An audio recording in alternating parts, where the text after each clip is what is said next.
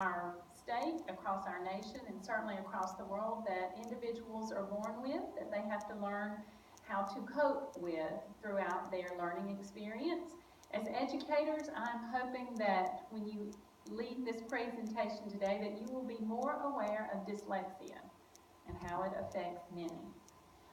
The Alabama State Board of Education has made a statement recently indicating that they are committed to serving all learners that face dyslexia. I want you to be aware of the fact that they have adopted a resolution, and we have a complete guide for educators, administrators, and parents on the State Board of Education website that will help us know how to respond appropriately to these learners. The first thing I'd like to do today is to take a look at the definition of dyslexia, the one that the state of Alabama has endorsed. It is lengthy, but if you would just bear with me as we read through it together. Dyslexia is a specific learning challenge that is neurological in origin.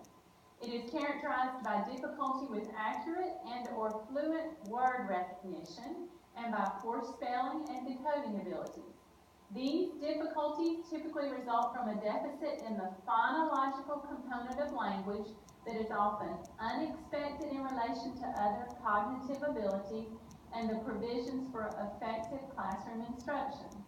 Some secondary consequences may include problems in reading comprehension and reduced reading experience that impede growth of vocabulary and background knowledge.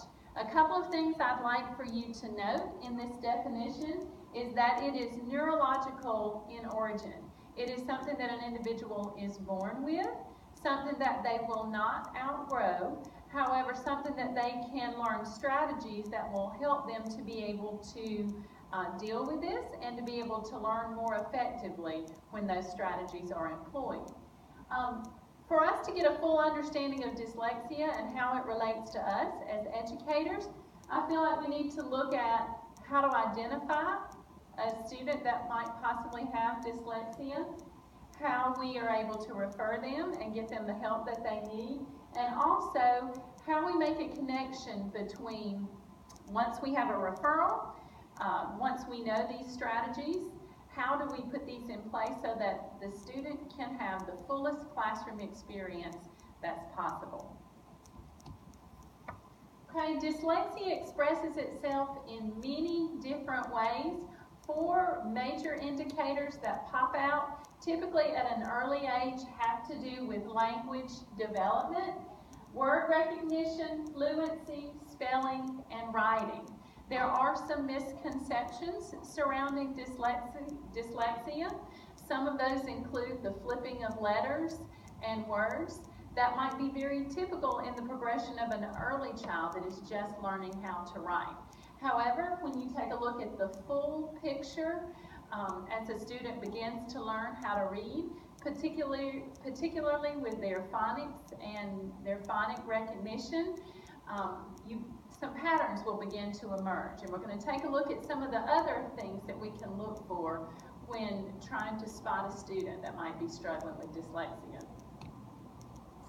Okay, some of the negative consequences that a student might experience that's working with dyslexia is they might feel added stress at school because tasks that are easy for a student that has a normally developed brain is very difficult for them. They have to focus extensively on letters and words in order to be able to recognize them. It takes them much longer in terms of times seeing a word or repeating a word before it moves from their short-term memory into their long-term memory. So what's easy for typical students might be a struggle for a dyslexic student. In addition, they might feel dumb, their self-esteem suffers, they become embarrassed. Sometimes these students are also labeled as lazy. Behavior problems, they might be employing some coping strategies like hiding the fact that they can't read by asking not to read.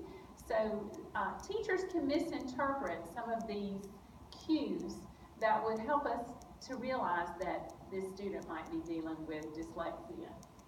They might grow to dislike school, which is, to me, the worst case scenario. Dyslexia is neurological in origin, I mentioned earlier.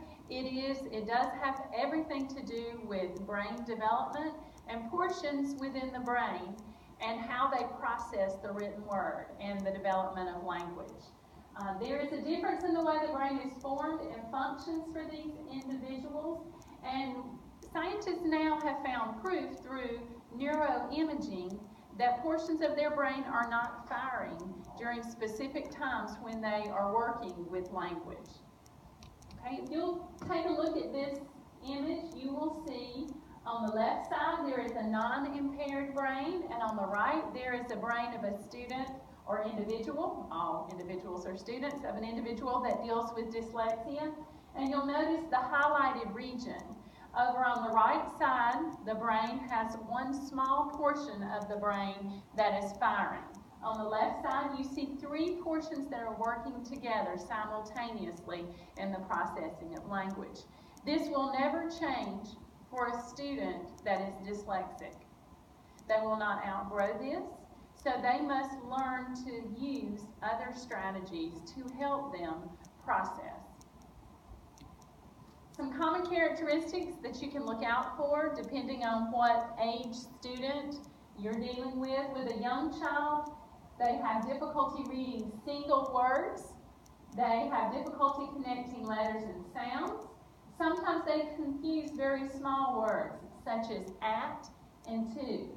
They will reverse letters at times and also reverse words at times.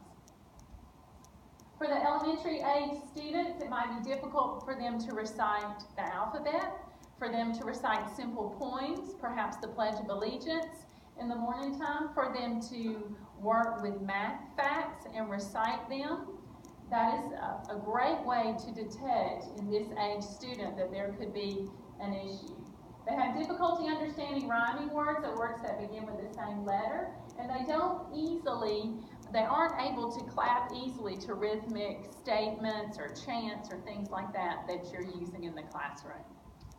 For the older student, it's a little more difficult to detect because by this point in their educational career, they have learned to hide it. They've already learned strategies that they need to use in order to be able to learn appropriately, or at a minimum to hide their embarrassment because they can't do what other students do, or perhaps at the same rate or same pace. They may spell poorly and rely on others to spell for them. They will avoid writing, and they might not even be able to write at all that neatly for you to be able to see or to be able to understand. They're often very competent in oral language. They rely on memory, and they often have very good people skills. So that as a coping mechanism, they have developed some social skills and some people skills to make up for the other areas that they struggle with. Some basic interventions. I'd like to leave you with just a few things to think about in terms of what you can do immediately in your classrooms before we're all formally trained on dyslexia.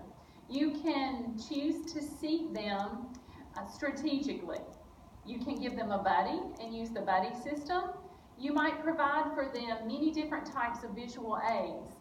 Cheat sheets, if you will, for math formulas, an alphabet to take inside of their notebook, some sight words for them to refer back to, anything that will help give them some clues on things that other students might have very easily posted to their short-term memory.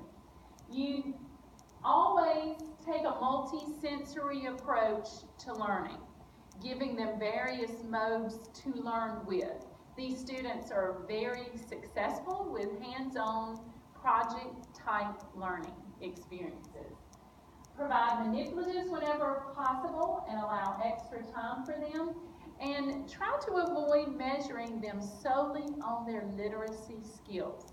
If you could allow for them to present a model to demonstrate their learning, or to have a conversation with you about a particular concept that you're hoping that they will master, this will take away the piece of the puzzle that is difficult for them and allow them to demonstrate their understanding of the concepts that you're hoping that they will master. In a positive and encouraging environment where specific interventions are employed, a dyslexic child will experience the feeling of success and self-value. And I want to leave you with this question: isn't that what we want for each and every one of our students?